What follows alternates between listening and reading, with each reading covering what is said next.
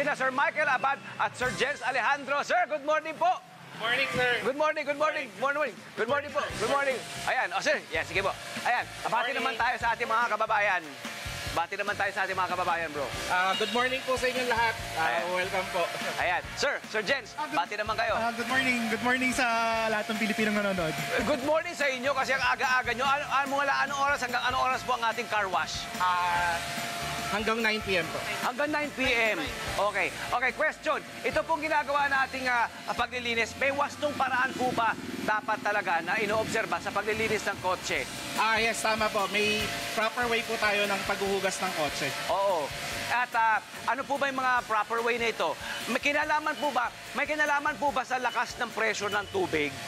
Yes, importante po ang Kapag may pressure ng tubig sa paghuhugas ng kotse. Okay. Para yung mga dirt and grime niya, natatanggal na agad before pa natin mag-i-contact wash siya.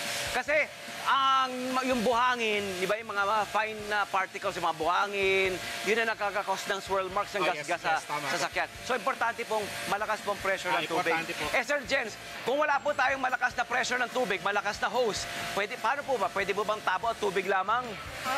Pwede na, pero banlawan nyo, 2 times yung banlawan muna bago nyo i-contact wash. O yun, bago i-contact wash, yung contact wash ang sinasabi natin, yun yung yung pupunasan nyo na, may sabon na. Yes. Ang ginagawa natin, ang prinsipyo kasi, di ba, doon sa bomba ng tubig, para lumambot muna yung mga sediment, di ba, yung mga buhangin, di ba, yung mga nakakagasgas. Yun. So kung tabo at tubig lang, kung tabo lang ang meron sa bahay, ilang beses yung dapat banlawan hanggang lumambot? 2 times. 2 times. Oo. Ano pong ginagamit na sabong panlinis po dito? We recommend yung pH neutral na sabon. Yun, pH neutral. Oo. Para kasi, tsaka nire-recommend namin yung car shampoo talaga na pang sasakyan. Opo. Kasi usually may mga taong gumagamit ka ng Detergent or dishwashing soap. Opo. So medyo harmful sa sasakyan. Opo, kasi baka magkaroon ng discoloration. Actually mataas ang degreaser ng dishwashing kaya yung mga wax niyan, yung pampakintab ng sasakyan, matatanggal. Natatanggal. Oo nga. So lalo parang nakakadagdag lang sa mas madali siya magagasgasan. Gasgas. Nakakadagdag sa gasgas. Ayun. Ito pong ating panglinis, yung mga wipe. Sponge po ba o basahan? We recommend po yung wash mitt. Opo. Yung microfiber na wash mitt para hindi po siya nadidiin yung dumi kung may sakaling may dumi pa po yung yung sasakyan natin. Opo. Hindi po namin i-recommend yung basahan or yung foam. Opo. Sa unang contact po kasi, Sir Jen, di ba yung basahan gagamitin natin yan? Yes. Madadala roon yung buhangin, yung dumi, hindi Yes. po ba? Yung mga particles na yun. Sa susunod po ba dapat ibang basahan? No. Sa amin kasi gumagamit kami ng 3-bucket method. Opo. So, sa top part ng sasakyan, Opo. gagamitin mo na yung side A, then pagkababa na siya doon sa panel, side B. Ayun, yun ang natin, Then, yun ang kapag nilipat ka step. na bang panel, wash, then rinse, then again yung process. Okay, so sa ganitong sasakyan, malaki man o maliit, anong una natin dapat linisin? Taas o baba? Taas. Taas po. Always sa top. So, Always pababa sa top. lahat ng dumi. Pababa. Okay. Tapos po, ito pong ating ginagamit na sabon. Ayan, noted po huwag po basta-basta detergent. Huwag naman dapat tamang sabon na pangkotse. Opo. Ano po ba ang mga hinuhuli natin dito sa paglilinis? Ano po ba yung mga opo?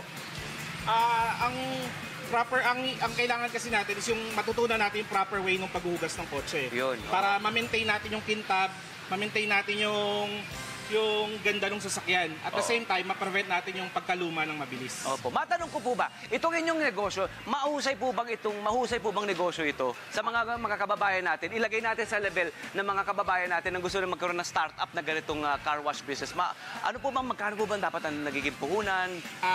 Kung sa puhunan, depende po kung gaano kalaki at kung gaano kaganda yung gusto nyong shop eh. Pero usually, kung mag-start ka ng car wash, ang sinasuggest namin is at least meron kang 4 bays, 4 na bay ng sasakyan. 4 na bay para sa 4 na sasakyan para yung turnover maayos, mabilis, Yes. saka komportable po, ano po.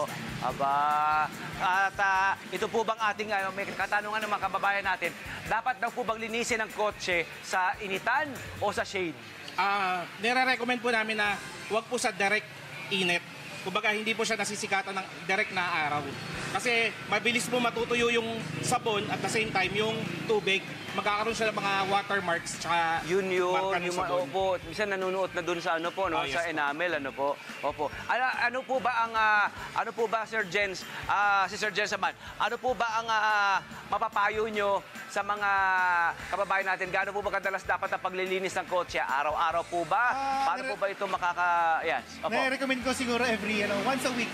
Once a Doon sa week. mga busy. Pero kung hindi naman busy, kahit pag dumumi, linisin nyo na agad. Para Opo. hindi magkamantsa lalo doon sa mga light-colored na sasakyan. Opo. Sa ganito mga negosyo, ang labanan dito talagang complete thorough total na experience o cleaning na service ano po. Pati po loob. Yes. Opo, no? May pa-vacuum na rin po yan dapat. Yes, complete. Opo. Complete outside and then inside. Ang Opo. mahalaga doon, alagaan nyo yung mga customer. Para Opo. babalik sila lagi sa inyo. Opo, ayun, uhusay. Palapakan natin, Sir Jens at Sir Michael.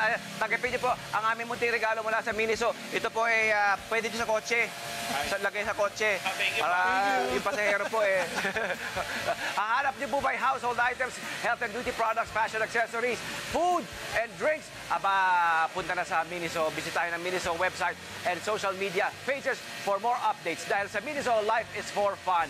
Magbabalik po ang Love, Tony Ben and Everything! Hello po mga Kanet 25! Si Kuya Tony Pet po ito mula sa Love, Tony Pet and Everything. For more Love, Tony Pet and Everything updates, just click on our subscribe button and follow us on our Net25 social media pages at Net25 TV and at Net25 Entertainment Facebook. Magkita-kita po tayo!